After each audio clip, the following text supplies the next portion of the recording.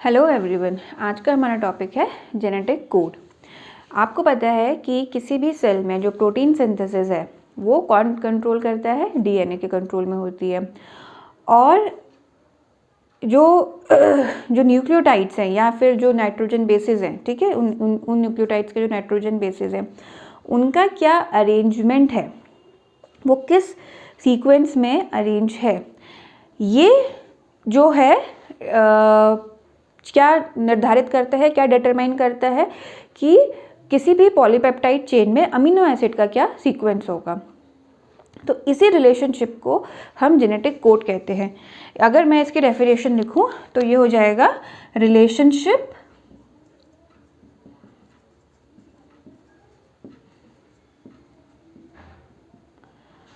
Between the sequence of amino acids in a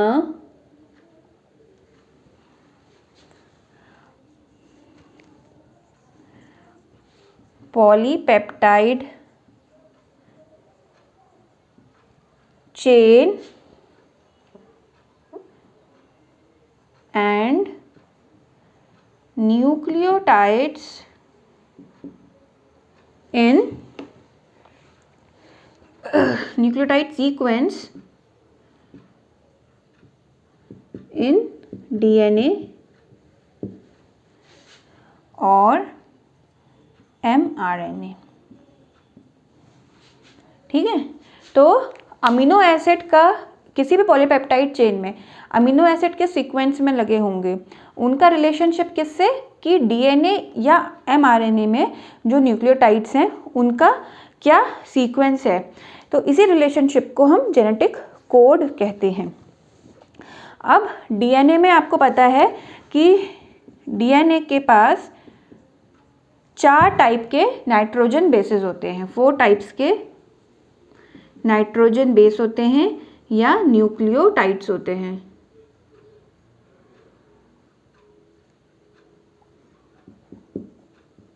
ठीक है, 4 type के नाइट्रोजन बेसिस होते हैं या 4 टाइप के न्यूक्लियोटाइड्स होते हैं कह दीजिए, लेकिन जो अमीनो एसिड हैं वो कितने हैं? 20 हैं।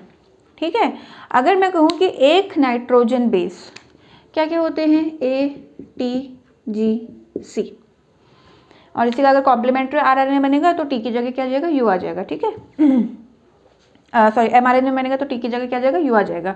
करेक्ट, आरएनए में। तो अगर एक नाइट्रोजन बेस या एक जो न्यूक्लियोटाइड है वो एक अमीनो एसिड कोड करता तो कितने अमीनो एसिड बनते? तो 4 अमीनो एसिड बनते, लेकिन कितने हैं? 20 अगर ये सिंगल होते। ठीक है, अगर सिंगल कोड होता, यू कैन से। अगर डबलेट कोड होता, मतलब कि अगर AT या GC या TC कुछ भी आप ले लीजिए, उसमें अगर डबलेट होते तो कितने बनते? 16 अमीनो एसिड बनते, लेकिन कितने हैं? 20। अगर ट्रिपलेट के फॉर्म में हो तो कितने बनेंगे? 64 अमीनो एसिड। तो एटलीस्ट यानी कि जो हमारे जो ये कोड्स हैं ये ट्रिपलेट के फॉर्म में प्रेजेंट होंगे, ट्रिपलेट कोड होंगे। अब इसका मतलब क्या हुआ कि जो बेस ट्रिपलेट्स है उनका जो सीक्वेंस है डीएनए मॉलिक्यूल में वो जेनेटिक कोड बनाएगा, यानी sequence of base triplets, not single नहीं, डबल नहीं, ट्रिपलेट जो होगा डीएनए मॉलिक्यूल में वो कॉन्स्टिट्यूट करेगा जेनेटिक कोड। अभी आप कहोगे 64 अमीनो एसिड बनने चाहिए लेकिन 20 है, इसको अभी थोड़ी देर में मैं एक्सप्लेन करूँगी कैसे। अब सबसे पहले इसमें कुछ साइंटिस्ट के आपको नाम ध्यान रखने पड़ेंगे। पहले हैं जॉर्ज गैमाउ। इन्होंने 1954 में सबसे पहले इन्होंने सजेस्ट किया था कि जो 3 न्यूक्लियोटाइड्स हैं वो एक अमीनो एसिड बनाते हैं, यानी 3 न्यूक्लियोटाइड्स एक अमीनो एसिड बनाते हैं। इन्होंने भी यानी ट्रिपलेट के बारे में इन्होंने सबसे पहले सजेस्ट किया था। उसके बाद नेक्स्ट साइंटिस्ट हैं क्रिक, जिन्होंने 1961 में अपने इन्होंने कंक्लूड किया कि जो 3 कॉन्जिक्यूटिव न्यूक्लियोटाइड्स हैं, यानी एक के बाद जो 3 न्यूक्लियोटाइड्स आएंगे डीएनए के, उसमें डीएनए से जब आरएनए बनेगा तो यानी एमआरएनए में जो 3 कॉन्जिक्यूटिव न्यूक्लियोटाइड्स आएंगे वो एक सिंगल अमीनो एसिड की पोजीशन को डिटरमिन करेंगे कि वो कहाँ पर पॉलीपेप्टाइड चेन में आएगा। ठीक है, इन्होंने भी वही बात इन्होंने कंक्लूड करी।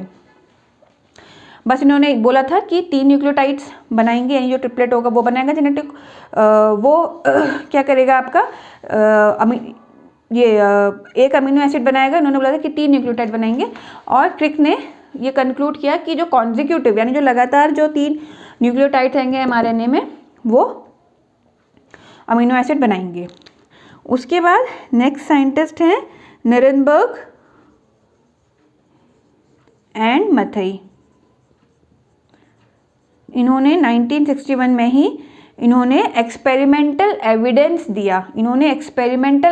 दिया कि जो जेनेटिक कोड है वो ट्रिपलेट के फॉर्म में होता है। इसके बाद जो साइंटिस्ट हैं very important, Marshall W Nirenberg, H.G. Khurana, ये तो इंडियन ही थे, और रॉबर्ट डब्ल्यू होली। इन्होंने इंडिपेंडेंटली काम किया, इन 3 साइंटिस्ट ने इंडिपेंडेंटली काम किया, लेकिन इनका कॉम्प्लीमेंट्री काम था, मतलब कि एक दूसरे से जुड़ा हुआ ही काम था। और इन्होंने ये बताया कि कौन सा कोडॉन कौन सा अमीनो एसिड बनाएगा। इन्होंने डेसिफर किया, ये बहुत ज़्यादा पूछा जाता है, deciphered various codons for different amino acid, यानी कौन सा कोडॉन कौन सा अमीनो एसिड बनाएगा, कौन सा कोडॉन। और जॉइंटली इनको 1968 में नोबेल प्राइज़ मिला इसी काम के लिए, यानी कोडॉन्स को डेसिफर करने के लिए। ठीक है, अब हम पढ़ेंगे कैरेक्टरिस्टिक्स ऑफ जेनेटिक कोड। अच्छा, अभी मैंने एक चीज़ आपको बताया कि 64 अगर हम 3 का कॉम्बिनेशन है तो 64 अमीनो एसिड बनने चाहिए, लेकिन ऐसा नहीं होता है। ऐसा इसलिए नहीं होता है, 20 अमीनो एसिड होते हैं, क्योंकि जैसे अगर मैं बात करूं, सपोज कोई अमीनो एसिड है सिस्टीन की, ठीक है,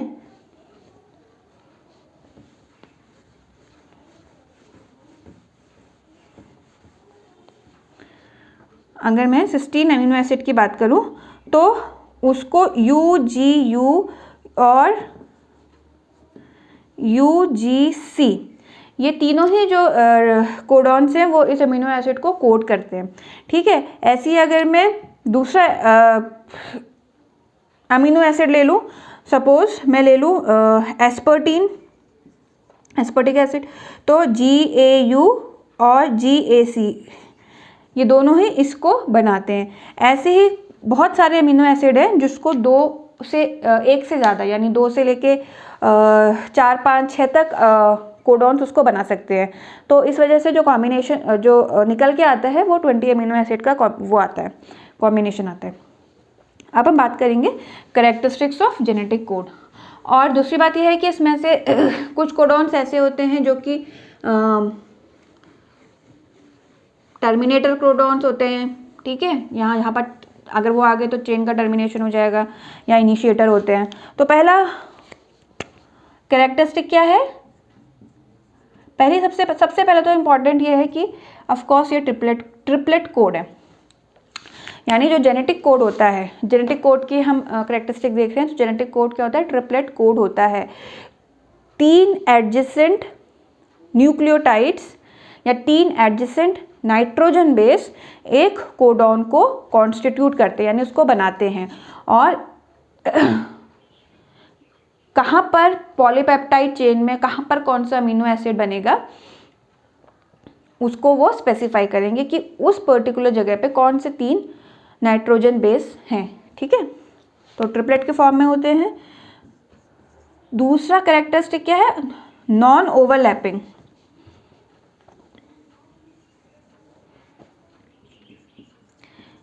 नॉन ओवरलैपिंग का क्या मतलब है,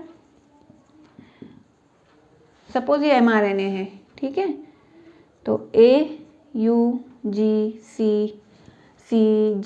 कुछ भी आप लिख लीजिए, सपोज ये है। अब मैंने बोला कि इसने एक अमीनो एसिड बनाया, ठीक है। अब ये जो तीसरा वाला होगा ना, ये एक दूसरा अमीनो एसिड बनाएगा। नॉन ओवरलैपिंग का क्या मतलब है कि अलग होगा। ऐसा नहीं है कि ये जो लास्ट वाला जी है, ये जी ये इसमें भी ये आ गया और फिर 3 ये आ गए या यहाँ से आ गया, ऐसा नहीं है, ठीक है। अगर AUG है तो ये एक बनाएगा। उसके बाद ये जो नाइट्रोजन बेस है वो बगल वाले से वो ओवरलैप नहीं करेंगे, उसके साथ मिलकर नया नहीं बनाएंगे। ये नहीं कि GCC ने नया बना दिया या UGC ने नया बना दिया, ऐसा नहीं। ये सेपरेटली 3 से एक बना, फिर नेक्स्ट 3 से एक बना। इसी को नॉन ओवरलैपिंग बोलते हैं कि जो सिंगल बेस है, जो सिंगल नाइट्रोजन बेस है, वो एक ही कोडॉन बनाने के उसमें पार्ट लेगा, ठीक है। तीसरा है कॉमालेस। कॉमालेस का मतलब है कि इनके बीच में कोई गैप नहीं आएगा, ठीक है। ये अगर प्रेजेंट है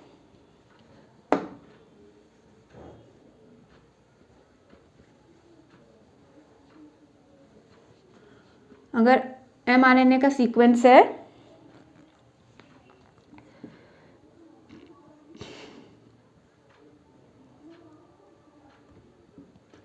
ये है, तो ऐसा नहीं है कि AUG के बाद कोई कॉमा है। कॉमा से मतलब है कि ऐसा नहीं है कि कोई पॉज आएगा कि एक बना, इससे आपका अमीनो एसिड बना, फिर कोई थोड़ा गैप होगा, फिर नया बनेगा, ऐसा नहीं। कोई कॉमन नहीं है इनके बीच में आएगा, कॉमनलेस, यानी कॉन्टिन्यूसली ये जो रीडिंग है वो होती रहेगी और उस रीडिंग से प्रोटीन बनता रहेगा। तो there is no pause after triplet. चौथा है universality. What do you mean by universality, कि चाहे कुछ भी हो,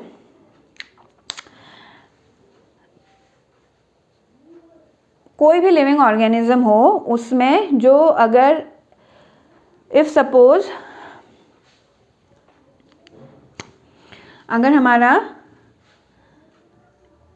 ल्यूसिन हमारा अमीनो एसिड है और उसको CUC उसको बना रहा है या CUA बना रहा है, या ये तीन के तीन आपके जो हैं, इनफैक्ट CUU भी है, ये 3 के 3 जो कोडॉन्स हैं, ट्रिपलेट्स हैं, वो ल्यूसिन एंजाइम बनाते हैं, ठीक है। तो चाहे कोई भी ऑर्गेनिज्म हो, शेर हो, हम हो, कुछ भी हो, उसमें ल्यूसिन अमीनो एसिड बनाने वाले ये 4 ट्रिपलेट्स ही होंगे। यूनिवर्सल है, यानी जो गिवन कोडॉन है DNA में या mRNA में, वो स्पेसिफिक अमीनो एसिड की सिंथेसिस करेगा किसी भी पॉलीपेप्टाइड चेन में इन ऑल ऑर्गेनिजम्स। फिफ्थ है नॉनसेंस या टर्मिनेटर कोडॉन्स। ये भी क्या रहेंगे, सेम रहेंगे हर उसमें। इसमें 64 कोडॉन्स बने, हमने देखा है ना, क्योंकि 4 नाइट्रोजन बेस थे, 3 के ट्रिपलेट के फॉर्म में है, तो 64 कोडॉन्स, टोटल 64 कोडॉन्स ही बन सकते हैं यूनिवर्सली। तो इसमें से कुछ जो 3 कोडॉन है UAA और UAG, UGA, UAA, UAG, UGA, ये आपको याद रखना है, ये नॉनसेंस कोडॉन्स है या टर्मिनेटर कोडॉन्स है। ये कोई भी अमीनो एसिड नहीं बनाते हैं, और इनफैक्ट जहाँ पर भी ये आ जाएंगे ईदर ऑफ द थ्री अगर कोई कहीं पर भी आ गया तो वहाँ पर ही चेन ब्रेक हो जाएगी और पॉलीपेप्टाइड की जो चेन बन रही है उसकी सिंथेसिस वहीं पर स्टॉप हो जाएगी। ठीक है, ये किसका सिग्नल कर रहे हैं? टर्मिनेशन का, यानी यहाँ पर मैसेज ख़त्म हो गया है डीएनए या एमआरएनए का, और यहाँ पर आप इसके आगे पॉलीपेप्टाइड चेन नहीं बनेगी। ये तीनों आपको याद रखना है, यूएए, यूजीए एंड यूएजी। अब है इनिशिएशन और स्टार्ट कोडॉन्स।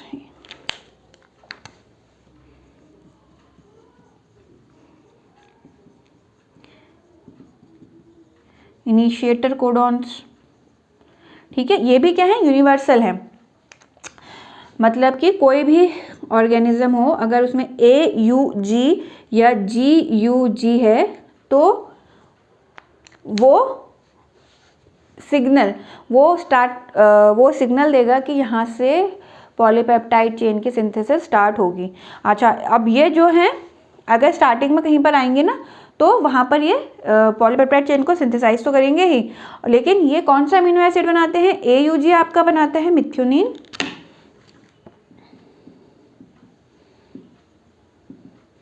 और GUG बनाता है वैलिन। करेक्ट, पूछ सकते हैं। तो ये हो गए आपके इनिशिएटर कोडॉन्स या स्टार्ट कोडॉन्स, और ये भी क्या है? यूनिवर्सल हैं। ठीक है, क्योंकि सारे के सारे कोडॉन्स क्या हैं? यूनिवर्सल हैं, यूनिवर्सैलिटी है।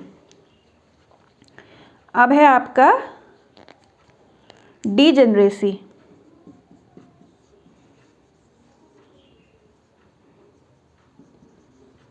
जो जेनेटिक कोडॉन्स होते हैं वो क्या होते हैं? डीजेनरेट होते हैं, यानी उसमें वो स्पेसिफिसिटी नहीं होती है। स्पेसिफिसिटी नहीं होती है इसका मतलब है कि कोई भी अमीनो एसिड जो है वो एक से ज़्यादा कोडॉन्स की हेल्प से बन सकता है। जैसे मैंने ये एग्जांपल लिया था कि ल्यूसीन जो है ये CUU, CUC, CUA और CUG, ये चारों ही जो कोडॉन्स हैं अगर कहीं पर आएंगे तो वो सिर्फ ल्यूसीन अमीनो एसिड वहाँ पर बनाएंगे, यानी कोई स्पेसिफिक डीजेनरेसी है, डीजेनरेट है, यानी स्पेसिफिसिटी वो नहीं होती है, सिवाय दो के। एक है AUG, AUG जो है स्टार्ट कोडॉन भी है, और सिर्फ जो आपका जो मिथ्योनाइन है ये सिर्फ AUG जहाँ पर होगा सिर्फ वहीं पर बनेगा। ऐसे ही दूसरा कोडॉन है UGG। UGG हमेशा जो ट्रिप्टोफैन अमीनो एसिड है, ट्रिप्टोफैन, वो हमेशा UGG से ही बनेगा, और दूसरा कोडॉन इसके लिए कोड नहीं करता है। सिर्फ ये दो हैं, एक है AUG जो मिथ्योनिन के लिए और UGG जो ट्रिप्टोफैन के लिए। बाकी और जो अमीनो एसिड्स हैं वो 2 से लेके 6 तक कोडॉन्स उनको बना सकते हैं। ठीक है, इसीलिए ऐसे कोडॉन्स को जो हम क्या बोलेंगे? Degenerate codons. ओके, अब जो ये डीजेनरेट कोडॉन्स होते हैं, अगर आप इसमें भी देखें, जैसे मैंने ये एग्जाम्पल दिया है, तो आप देखोगे कि जो फर्स्ट टू है, जो फर्स्ट टू पोजीशन है वो सेम है, CUU, CU, CU, CU, बस लास्ट जो पोजीशन है U, यहाँ U है, यहाँ C है, यहाँ A है और यहाँ G है। तो जो सिर्फ जो थर्ड पोजीशन है वो डिफरेंट है, जो यानी जो थर्ड नाइट्रोजन, आप सिंपल लैंग्वेज में कह सकते हैं कि जो थर्ड नाइट्रोजन बेस है वो उसका कोडिंग पे कोई इफ़ेक्ट नहीं है। अगर कोडिंग पे इफ़ेक्ट होता तो ये जो ट्रिपलेट या जो जेनेटिक, ये हमारे जो कोडॉन्स हैं वो अलग अलग अमीनो एसिड बनाते, क्योंकि इसमें जो थर्ड पोजीशन है उसमें अलग अलग नाइट्रोजन बेस है, लेकिन ये होते हुए भी वो सिर्फ एक ही अमीनो एसिड बना रहे हैं। इसका मतलब कि जो थर्ड नाइट्रोजन बेस है उसका कोडिंग पे कोई इफ़ेक्ट नहीं है, और जब उसका कोडिंग पे इफ़ेक्ट नहीं होगा तो वो जो tRNA में, ये कहाँ है? mRNA में है, तो जो tRNA में जो एंटीकोडॉन्स होंगे, है ना, जब जो एंटीकोडॉन्स होंगे हमारे tRNA में, जब हम ट्रांसलेशन में प्रोटीन सिंथेसिस हम पढ़ेंगे तब हम देखेंगे कैसे mRNA tRNA मिलके प्रोटीन बना रहे हैं। तो जो tRNA में एंटीकोडॉन्स हैं उसका इंटरेक्शन को ये डिस्टर्ब नहीं करेंगे।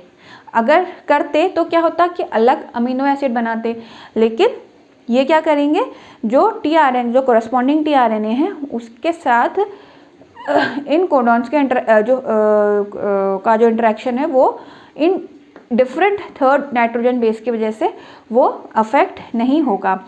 इसीलिए ये जो पोजीशन है, जो थर्ड नाइट्रोजन बेस है, इसको वॉबल पोजीशन भी बोलते हैं।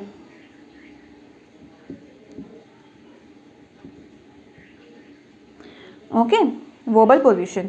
अब 8th पॉइंट है कोलिनियरिटी। क्या है? डीएनए क्या है? एक लीनियर पॉलीन्यूक्लियोटाइड है।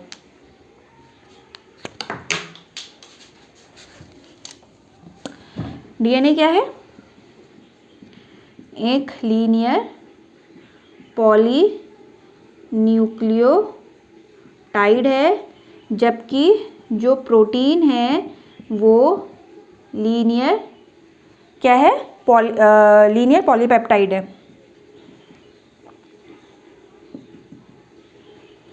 करेक्ट। तो जो अमीनो एसिड का सीक्वेंस है, जो अमीनो एसिड का सीक्वेंस है पॉलीपेप्टाइड चेन में, वो किसके कॉरस्पॉन्डिंग होता है, किससे वो मिलता है या किसके कॉरस्पॉन्डिंग वो होता है, या कॉम्प्लीमेंट्री कह सकते हैं आप, किसके होता है कि जो डीएनए है उसमें क्या जो न्यूक्लियोटाइड है उनका क्या सीक्वेंस है, यानी न्यूक्लियोटाइड का जो सीक्वेंस है वो डिटरमाइन करेगा कि पॉलीपेप्टाइड में अमीनो एसिड्स का क्या सीक्वेंस है। ओके, तो अगर डीएनए के कोडॉन्स में, यानी नाइट्रोजन बेस जो लगे हुए हैं ट्रिपलेट्स के फॉर्म में कोडॉन्स में, अगर कोई चेंज आएगा तो कॉरस्पॉन्डिंगली चेंज किस में आएगा? पॉलीपेप्टाइड की पॉलीपेप्टाइड में अमीनो एसिड की पोजीशंस में। करेक्ट।